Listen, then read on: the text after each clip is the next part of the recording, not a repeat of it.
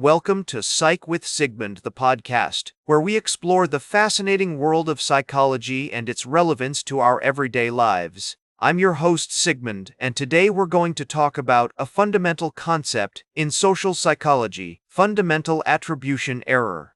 So, what is fundamental attribution error? Simply put, it's the tendency to overestimate the role of personality and underestimate the impact of situational factors in shaping behavior. In other words, when we observe someone doing something, we tend to think that their actions are a reflection of their character or personality, rather than considering the circumstances that might have led them to behave that way. This concept has been around since the 1960s, when psychologists like Edward Jones and Victor Harris first started studying it. They found that people have a strong tendency to attribute behavior to internal dispositions, such as personality traits or motivations, even when external factors are clearly at play. For example, if someone cuts us off in traffic, we might think they're a reckless or aggressive driver, rather than considering the possibility that they were having a bad day or were in a hurry due to an emergency.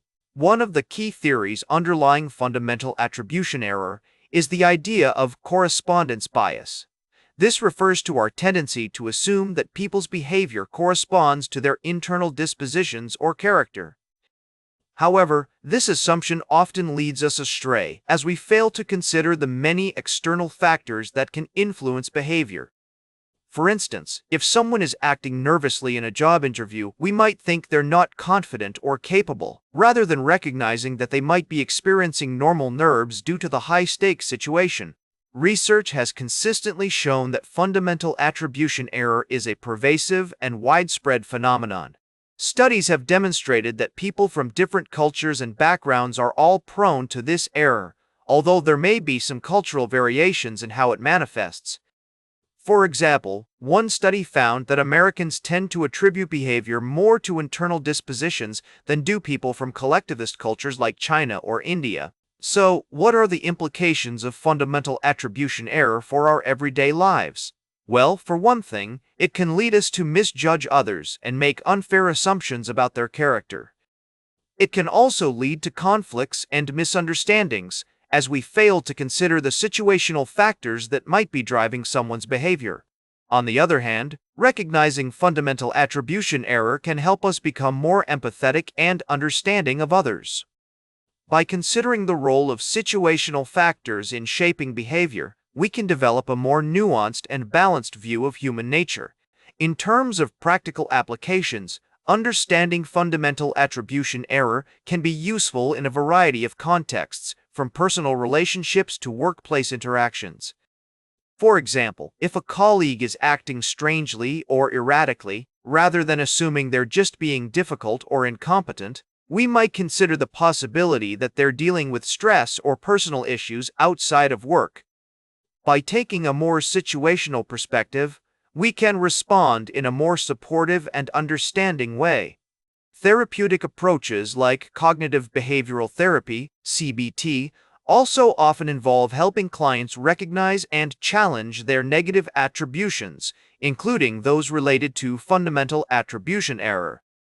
By learning to reframe our thoughts and consider alternative explanations for behavior, we can develop more balanced and realistic views of ourselves and others. Imagine you're at a party and someone spills a drink on your new shirt.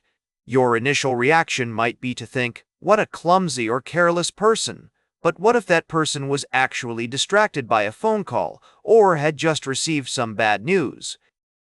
In this case, their behavior would be more attributed to the situational factor, the distraction or stress, rather than their personality. Additionally, being mindful of fundamental attribution error can help us communicate more effectively with others. When we're able to consider multiple perspectives and contextual factors, we're less likely to misinterpret or misunderstand others' intentions.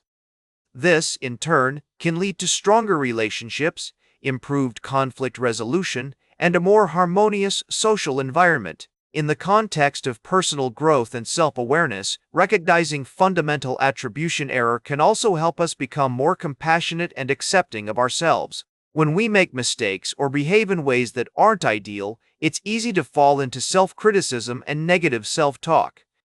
However, By acknowledging the role of situational factors in our own behavior, we can develop a more balanced and realistic understanding of ourselves. Make sure to like, share, and subscribe to our podcast for more fascinating conversations about psychology and its relevance to everyday life. And remember, by recognizing the power of situational factors in shaping behavior, we can become more empathetic, understanding, and compassionate towards ourselves and others. Thanks for tuning in.